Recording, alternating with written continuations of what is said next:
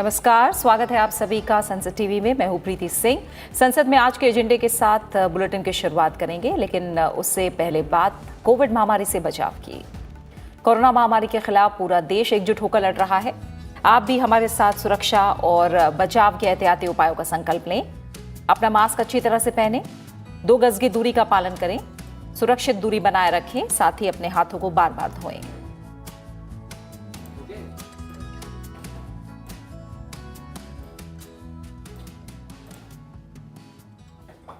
और अब एक नजर सुर्खियों पर।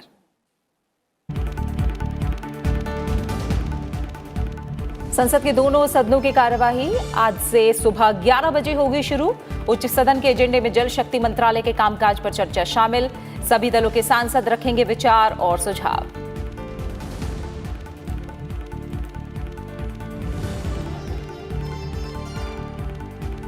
मध्यस्थता और सुलह संशोधन विधेयक 2021 राज्यसभा की कार्यसूची में शामिल। धोखाधड़ी या भ्रष्टाचार से प्रेरित आर्बिट्रेशन एग्रीमेंट, कॉन्ट्रैक्ट या अवार्ड पर अब अदालत बिना शर्त लगा सकेगी रोक। लोकसभा से विधेयक को मिल चुकी है मंजूरी।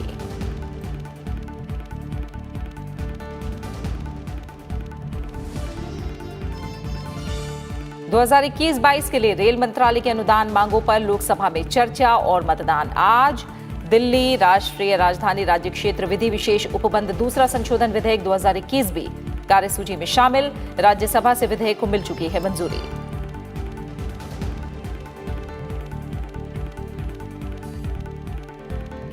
संसद के बजट सत्र के दूसरे भाग का आज दूसरा दिन है। कोविड महामारी के मद्देनजर बदली हुई व्यवस्था के तहत अब तक राज्यसभा की कार्यवाही सुबह 9 बजे से और लोकसभा की कार्यवाही शाम 4 बजे से शुरू होती थी, लेकिन आज से दोनों सदनों की कार्यवाही सुबह 11 बजे से शुरू होगी।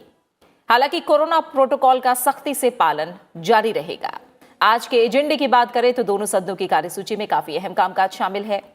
आज 2 अहम विधेयक विचार और पारित किए जाने के लिए राज्यसभा के एजेंडे में हैं। इनमें मध्यस्थता, सुलह और संशोधन विधेयक 2021 और राष्ट्रीय खाद्य प्रौद्योगिकी उद्यमिता और प्रबंधन संस्थान विधेयक 2019 शामिल है। इसके अलावा जल शक्ति मंत्रालय के कामकाज पर चर्चा भी होनी है। सदन में अलग अलग विभागों, मंत्रालयों के पत्र और अहम संसदीय समितियों के प्रतिवेदन भी पेश किए जाएंगे। साथ ही प्रश्नकाल के दौरान सदस्य जनहित से जुड़े अहम सवाल पूछेंगे। वहीं अगर लोकसभा की बात करें तो 2 अहम विधेयक विचार और पारित किए जाने के लिए कार्यसूची में हैं। इनमें दिल्ली राष्ट्रीय राजधानी राज्य क्षेत्र विधि विशेष उपबंध दूसरा संशोधन विधेयक 2021 और संविधान अनुसूचित जातियां आदेश संशोधन विधेयक 2021 शामिल है। इसके अलावा सदन में 2021-22 के लिए रेल मंत्रालय के अनुदान मांगों पर चर्चा और मतदान भी होना है। सदन में अलग अलग विभागों, मंत्रालयों के पत्र और अहम संसदीय समितियों के प्रतिवेदन भी पेश किए जाएंगे। साथ ही प्रश्नकाल के दौरान सदस्य जनहित से जुड़े अहम सवाल भी पूछेंगे।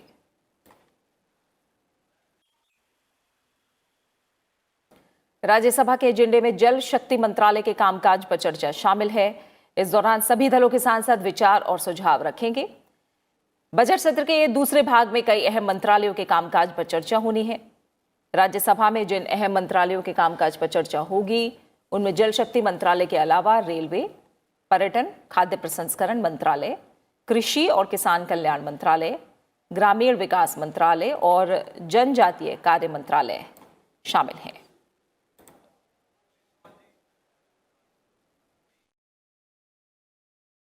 और सीधा हम रुक करेंगे संसद भवन परिसर में मौजूद है हमारे सहयोगी अखिलेश सुमन। अखिलेश, आज बजट सत्र के दूसरे भाग का दूसरा दिन, कामकाज के लिहाज से हम देख रहे हैं तो काफी अहम एजेंडा आज शामिल है और जो बदली हुई व्यवस्था थी खासकर समय को लेकर, आज हम देख रहे हैं कि एक बार फिर से सुबह 11 बजे से राज्यसभा की कार्यवाही की भी शुरुआत होनी है। तो कुल मिलाकर अगर देखें इस बदलाव के बारे में और एजेंडे को लेकर कितना अहम रहेगा दिन? देखिए, बहुत ही रोचक स्थिति इस मामले है कि जो बजट सत्र का पहला हिस्सा था, उस पहले हिस्से में जो कामकाज बाकी रह गए थे वो कामकाज कल से ही शुरू लेने की कोशिश की गई। हालांकि कल दोनों जो सदन है, दोनों सदनों में कामकाज बाधित रहा, लेकिन लोकसभा में जरूर बाद में वीमेन एम्पावरमेंट पे देर रात चर्चा चली। राज्यसभा में वो चर्चा नहीं चल पाई क्योंकि विपक्ष इस बात पे अड़ा हुआ था कि प्राइस राइज पे उन्हें एडजॉर्नमेंट मोशन दिया था और वो एडजॉर्नमेंट मोशन सरकार का यह रुख था कि वो जो चर्चा होगी जो फिनेंशियल मामले पे उसमें आप इस पे प्राइस राइज पे चर्चा कर सकते हैं। तो इस बात पे सहमति नहीं बन पाई थी, इसलिए कल दिन भर राज्यसभा की कार्यवाही बाधित रही। लोकसभा में भी कुछ देर बाधित रही, लेकिन बाद में सदस्यों ने, चूंकि कल अंतर्राष्ट्रीय महिला दिवस था, तो महिलाओं के एम्पावरमेंट के सवाल पे लोकसभा में चर्चा हुई। और आज जिस तरह से देख रहे हैं कि जो अहम बिल है, निश्चित तौर पे ये बजट के पहले सत्र के जो बचे हुए बिल थे वो बिल हैं और इसमें यह समझा जा रहा है कि बहुत ही महत्वपूर्ण चर्चा लोकसभा में और राज्यसभा में दोनों में जहाँ भी ये थे उस पर चर्चा हो चुकी है और दोनों जगहों पे जब चर्चा होगी आज फिर तो एक नए सिरे से इस बात पे देखा जाएगा कि हाँ किस तरह से ये बिल ज़्यादा प्रभावी हो सकता है। खास करके कोरोना पीरियड में जो एक अड़चन आई थी सभी क्षेत्रों में, खास करके जो हमारे आर्थिक क्षेत्र हैं, आर्थिक क्षेत्र, सामाजिक व्यवहार, वो सारी चीज़ों में एक बदलाव दिखा था। उस बदलाव को कैसे पूरा किया जा सकता है, उसीलिए इन खास सेक्टरों में जब चर्चा होगी तो उसे भी ध्यान में रख के एक तरीके से कहें कि एक समेकित चर्चा होने की संभावना है। और जैसा कि आपने सवाल किया कि जो समय बदला गया है, तो निश्चित तौर पे जो बजट सत्र का जो पहला हिस्सा था वो पहला हिस्सा कोरोना से ज़्यादा प्रभावित था और यह माना जा रहा था कि इस बार सबसे ज़्यादा एहतियात बरती जाएगी ताकि पता चले कि कितना प्रभावित हुआ है। और जो RT-PCR टेस्ट सारे सांसदों के हुए, सभी कर्मचारी जो यहाँ काम करते हैं उनके हुए, जो कवर करने वाले पत्रकार हैं उनके हुए, और यह पाया गया कि कोई भी पॉजिटिव नहीं था बजट सत्र के पहले हिस्से में। तो इसलिए यह माना गया कि अगर सारे जो राज्यसभा के सदस्य अपने चैम्बर में बैठे और गैलरीज में बैठे तो आसानी से एकोमोडेट किया जा सकता है और जो डिस्टेंस है डिस्टेंस भी मेंटेन किया जा सकता है। इसीलिए कल राज्यसभा में पहले घोषणा हुई कि 11 बजे से शुरू होगी जो कार्रवाई है सदन की और उसके बाद फिर लोकसभा में घोषणा हुई कि वो भी 11 बजे से शुरू करेंगे। तो निश्चित तौर पे एक बदलाव है और जो सामान्य कार्रवाई है उस सामान्य कार्रवाई को माना जा सकता है कि आज से दोनों सदनों की सामान्य कार्रवाई होगी और जो समय रहेगा दोनों सदनों के पास काफ़ी समय रहेगा। पहले राज्यसभा की जरूर एक सीमा हो जाती थी कि 2 बजे तक सदन की कार्रवाई औपचारिक रूप से चलनी है, कभी कभी ज़्यादा काम होने पे 3 बजे तक अधिक से अधिक ले जा सकते थे, मतलब 6 घंटे। और उस तरह से लोकसभा के सदस्यों को देर रात तक बैठना पड़ता था, कई बार 12 बजे रात तक बैठे थे। तो अब ये स्थिति नहीं रहेगी, अब सारे अब समय के अनुसार कर पाएंगे। अगर कुछ बढ़ाना होगा समय तो वह भी समय आसानी से बढ़ाया जा सकता है। प्रीति, बिल्कुल बिल्कुल अखिलेश जी, और मैं चाहूँगी थोड़ा संक्षिप्त जानकारी इसके बारे में भी आप दें। जो एजेंडा हम देख रहे हैं उसमें काफ़ी अहम मंत्रालय हैं जिनके कामकाज पर चर्चा होनी है। जल शक्ति मंत्रालय के कामकाज पर चर्चा शामिल है। इसके अलावा रेलवे, पर्यटन, खाद्य प्रसंस्करण मंत्रालय, कृषि और किसान कल्याण मंत्रालय, ये जो चर्चा है ये अपने आप में कितनी अहम हो जाती है? अखिलेश जी, हम आपके पास दोबारा रुक करेंगे। आइए एजेंडे पर विस्तार से नजर डाल लेते हैं और जो विधायी कामकाज है फिलहाल उस पर नजर डालते हैं। राज्यसभा के एजेंडे में आर्बिट्रेशन और कंसिलिएशन संशोधन बिल 2021 यानी मध्यस्थता और सुलह संशोधन विधेयक 2021 शामिल है। विधि और न्याय मंत्री रविशंकर प्रसाद विधेयक पर विचार और पारित करने का प्रस्ताव करेंगे। यह विधेयक मध्यस्थता और सुलह अधिनियम 1996 में और संशोधन करता है। इसमें भारत को अंतर्राष्ट्रीय वाणिज्यिक मध्यस्थता के केंद्र के रूप में बढ़ावा देने की बात कही गई है। साथ ही अब अदालत धोखाधड़ी या भ्रष्टाचार से प्रेरित आर्बिट्रेशन एग्रीमेंट, कॉन्ट्रैक्ट या अवार्ड पर बिना शर्त रोक लगा सकेगी। विधेयक को इसी साल 12 फरवरी को लोकसभा की मंजूरी मिल चुकी है। संसद की मंजूरी के बाद ये विधेयक 4 नवंबर 2020 को जारी अध्यादेश की जगह लेगा।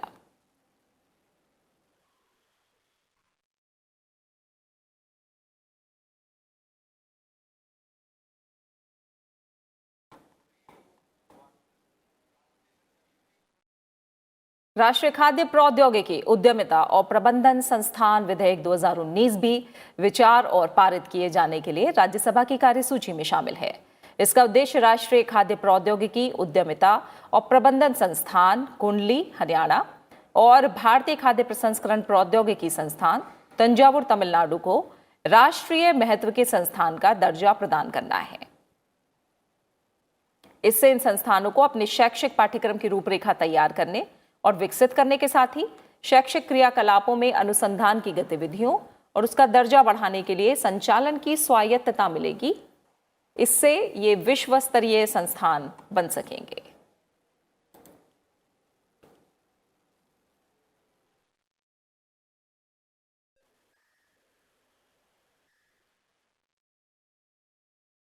और अखिलेश सुमन हमारे सहयोगी हमारे साथ बने हुए हैं। अखिलेश, हम विधायी कामकाज के एजेंडे की हम बात कर रहे हैं। आर्बिट्रेशन और कंसिलेशन संशोधन बिल 2021 आज एजेंडे में शामिल है। इसको अध्यादेश की जगह भी लेनी है।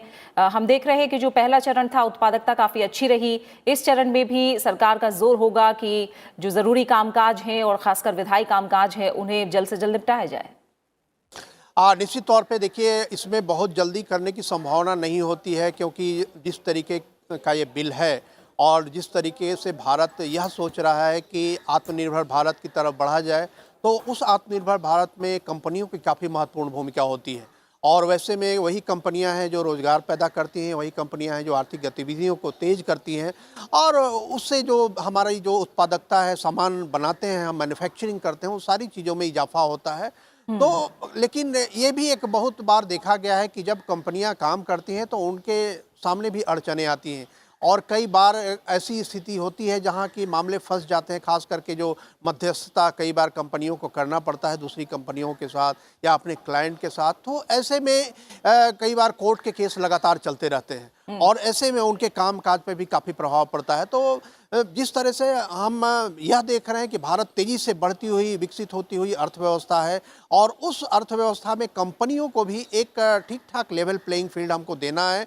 तो इस लिहाज से यह बिल लाया गया है, ताकि अगर यह पाया जाए कि कोई भी पुराना कोई अवार्ड ऐसी मध्यस्थता हुई, ऐसा निर्णय हुआ जिस निर्णय में अगर कोई यह पाया गया कि वो करप्शन था या फ्रॉड था, तो उस तरह के जो अवार्ड है उस अवार्ड को कोर्ट रोक लगा सके। क्योंकि आप जानते हैं कि कोर्ट की जो पूरी प्रणाली होती है, वो जो संसद द्वारा बनाए गए कानून हैं, उन कानूनों को कोर्ट लागू करती है, और उन कानूनों के लिहाज से कोर्ट देखती है कि यह परमिसिबल है कि नहीं है। तो अभी तक यह परमिसिबल नहीं था, उसमें एक क्लॉज जोड़ा जाएगा इस बार कि फ्रॉड और करप्शन के मामले हो उस पर तत्काल वैसे अवार्ड पे रोक लगाई जाए, ताकि जो सीरियसली काम करने वाली कंपनियां हैं वो कंपनियां रहें, उनको लाभ हो और उनको एक स्थायित्व मिल पाए। नहीं तो कई बार माना जाता है कि फ्लाई बाय नाइट कंपनियां कुछ ऐसी होती हैं जो किस तरह से घपले करके और अनावश्यक जो तरीके अपना कर और उसमें अपने हिसाब से वो निर्णय ले लेती है। तो इस लिहाज से काफ़ी महत्वपूर्ण बिल है, और मुझे लगता है कि इस पर चर्चा होगी, अच्छी चर्चा होगी,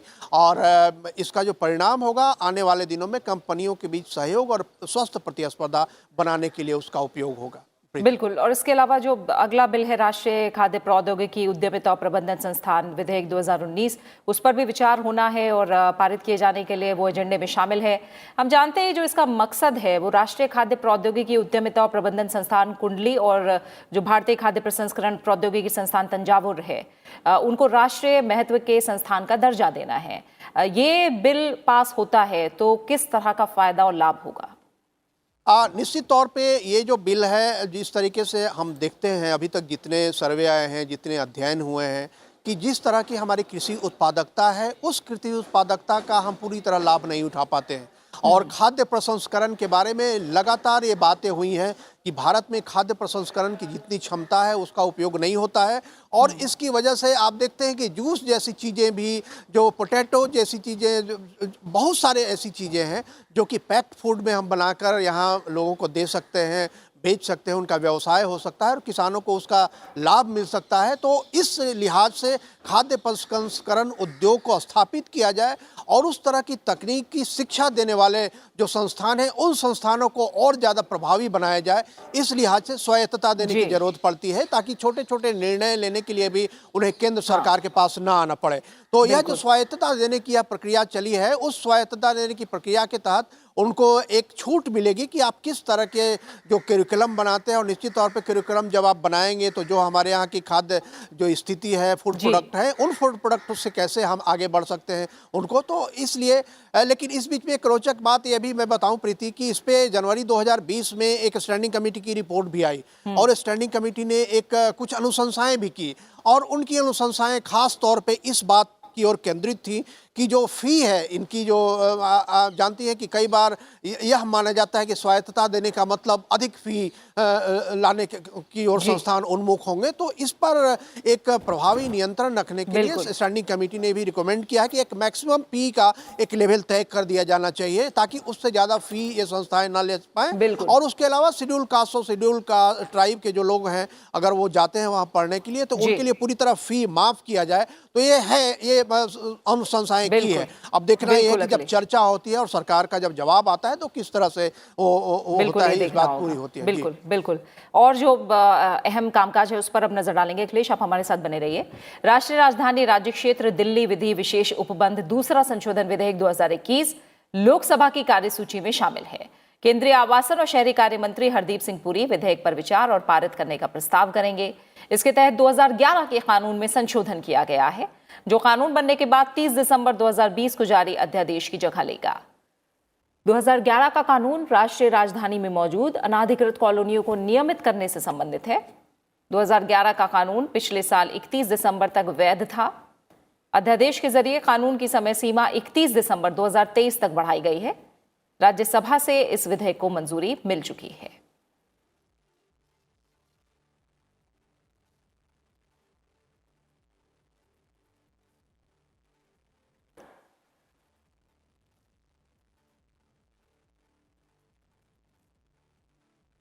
संविधान अनुसूचित जातियां आदेश संशोधन विधेयक 2021 भी आज लोकसभा के एजेंडे में शामिल है। केंद्रीय मंत्री थावरचंद गहलोत विधेयक पर विचार और पारित करने का प्रस्ताव करेंगे। इसके जरिए तमिलनाडु में अनुसूचित जातियों की सूची में संशोधन किया जाना है।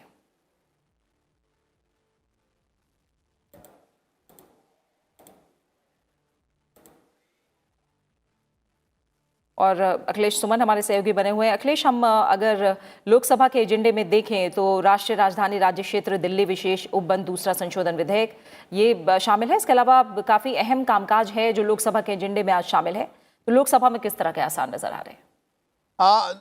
देखिए, जो यह विधेयक है दिल्ली से संबंधित जो विधेयक है, यह काफ़ी अहम विधेयक है। खासतौर पे दिल्ली राजधानी जो है वहाँ पूरे देश के लोग आते हैं और पूरे देश से न सिर्फ जो कहीं के वाइट कॉलर लोग हैं बल्कि एक जो कहते हैं लेबर, स्किल्ड लेबर भी आते हैं, अनस्किल्ड लेबर भी आते हैं।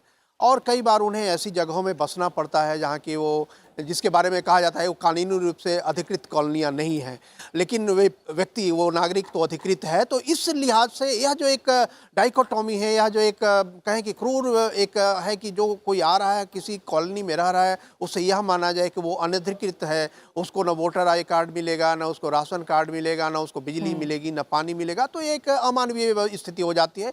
इसी लिहाज से यह बिल लाया गया है कि इस बिल में एक खास समय जो है वो मैं बताऊं कि आपको इतना महत्वपूर्ण है कि 31 दिसंबर 2020 को एक तक ये पहले के प्रावधान थे, उसे दूर करने के लिए एक अध्यादेश भी लाया गया और उस अध्यादेश के माध्यम से यह व्यवस्था की गई कि इनको जो है ऐसी कॉलोनियों को वैध किया जाएगा और न सिर्फ वैध किया जाएगा बल्कि वहाँ अगर 50% तक काम हो चुके होंगे 1 जनवरी 2015 तक, तो उनको पूरी तरह से आगे भी काम करने की छूट दी जाएगी और यह पूरा जो है वो 2023 तक ये पूरी चीज़ें लागू हो जाएंगी। तो समझिए कि एक तरीके का डेडलाइन है कुछ 2023 तक वो जो जिसे हम अभी तक अवैध कॉलोनियाँ कहते हैं उन्हें पूरी तरह जो है वहाँ उन्हें अधिकार दिया जाए, उन्हें सारे तरह की फैसिलिटीज दी जाए ताकि वो जो पूरी तरह से एक स्वस्थ जो मानवीय कॉलोनी के रूप में विकसित होते हैं। तो इससे बहुत सारे लोगों को फ़ायदा होगा, जो घरेलू काम करने वाले लोग हैं, जो फैक्ट्रियों में काम करने वाले लोग हैं, जो बहुत तरह के हमारे जिन्हें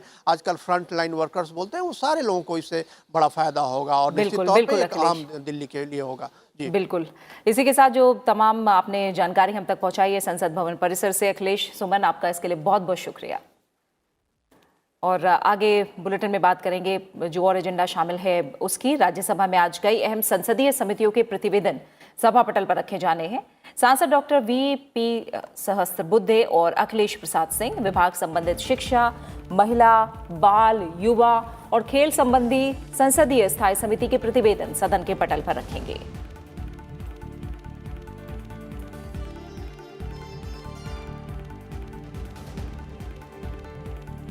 सांसद केसी राममूर्ति, सुशील कुमार गुप्ता और हरनाथ सिंह यादव राज्यसभा के सभा पटल पर रखे गए संबंधी समिति का प्रतिवेदन सदन के पटल पर रखेंगे।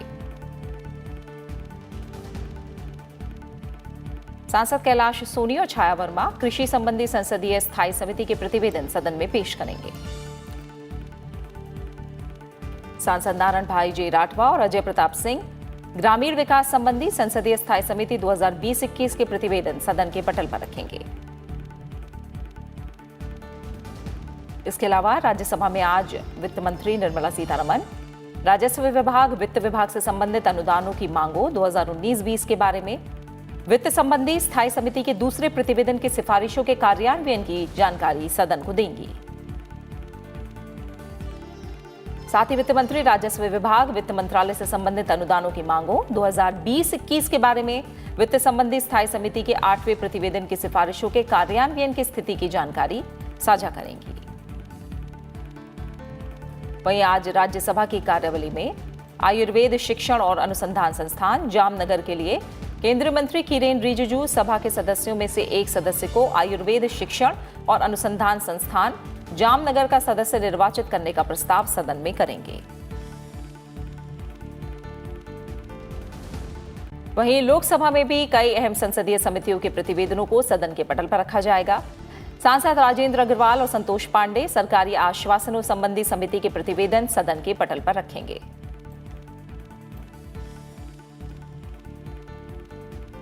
सांसद पीसी गद्दीगौदर और रामकृपाल यादव कृषि संबंधी स्थायी समिति के प्रतिवेदन सदन के पटल पर रखेंगे। सांसद प्रताप राव जाधव और जनार्दन मिश्र ग्रामीण विकास संबंधी स्थायी समिति के प्रतिवेदन सदन में पेश करेंगे।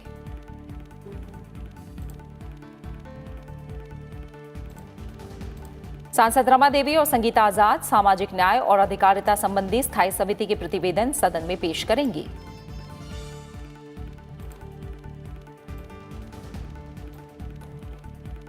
सांसद अनुभव मोहंती और राजेंद्र अग्रवाल शिक्षा, महिला, बाल, युवा और खेल संबंधी स्थायी समिति का प्रतिवेदन सदन के पटल पर रखेंगे। सांसद राजीव प्रताप रूडी और राहुल कासवा परिवहन, पर्यटन और संस्कृति संबंधी संसदीय स्थायी समिति के प्रतिवेदन सदन के पटल पर रखेंगे। इसके अलावा लोकसभा में आज केंद्रीय मंत्री मनसुख मंडाविया रसायन और पेट्रो रसायन विभाग, रसायन और उर्वरक मंत्रालय से संबंधित अनुदानों की मांगों 2019-20 के बारे में, रसायन और उर्वरक संबंधी स्थायी समिति के दूसरे प्रतिवेदन की सिफारिशों के कार्यान्वयन की जानकारी सदन के साथ साझा करेंगे। साथ ही पोत परिवहन मंत्री रसायन और पेट्रो रसायन विभाग, रसायन और उर्वरक मंत्रालय से संबंधित अनुदानों की मांगों 2020-21 के बारे में रसायन और उर्वरक संबंधी स्थायी समिति के 6वें प्रतिवेदन की सिफारिशों के कार्यान्वयन की भी जानकारी सदन के साथ साझा करेंगे।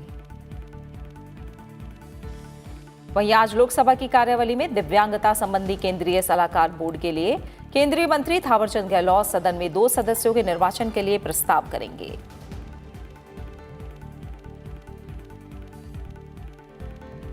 बाद प्रश्नकाल की राज्यसभा में आज प्रश्नकाल के दौरान कई अहम मंत्रालयों से जुड़े सवाल पूछे जाएंगे। प्रश्नकाल की शुरुआत वित्त मंत्रालय से जुड़े सवाल से होगी।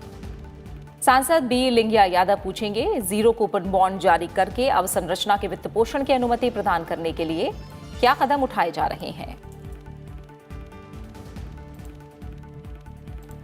सांसद डॉक्टर फौजिया खान पूछेंगी, माल और सेवा कर लागू होने के बाद से महाराष्ट्र राज्य से अब तक अर्जित किए गए एसजीएसटी, सीजीएसटी और आईजीएसटी राजस्व का माहवार ब्यौरा क्या है। सांसद रुचि शिवा पूछेंगे, महामारी से निपटने के लिए सरकार के प्रयासों के भाग के रूप में सरकार की विशिष्ट योजनाओं के लिए सीमित बजट का प्रावधान करने की अपेक्षा है। सांसद राम शकल पूछेंगे, क्या सरकार को अप्रत्यक्ष करों के मामले में होने वाली धोखाधड़ी की जानकारी है।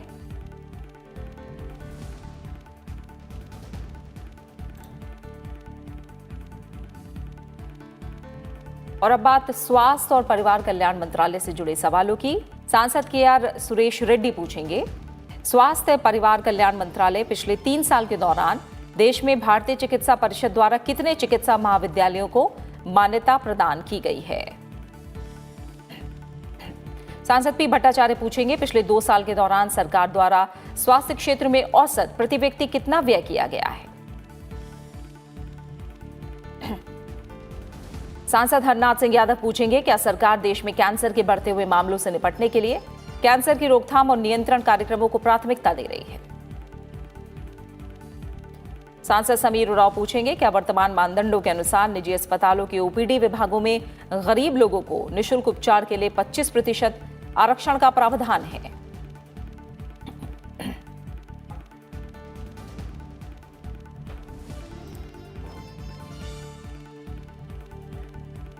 वहीं लोकसभा में आज प्रश्नकाल के दौरान कई मंत्रालय से जुड़े सवाल पूछे जाने हैं। प्रश्नकाल की शुरुआत उपभोक्ता मामले, खाद्य और सार्वजनिक वितरण मंत्रालय से जुड़े सवाल से होगी।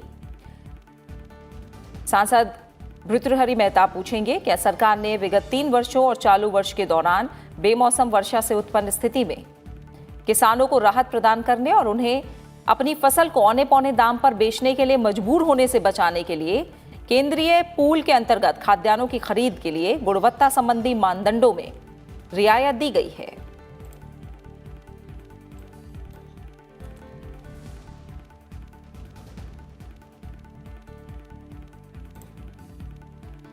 और अब बात मत्स्य पालन, पशुपालन और डेयरी मंत्रालय से जुड़े सवालों की। सांसद सुनीता दुग्गल पूछेंगी, सरकार द्वारा मत्स्य पालन व्यवसाय में संलग्न किसानों के लिए कार्यान्वित की गई योजनाओं की संख्या कितनी है।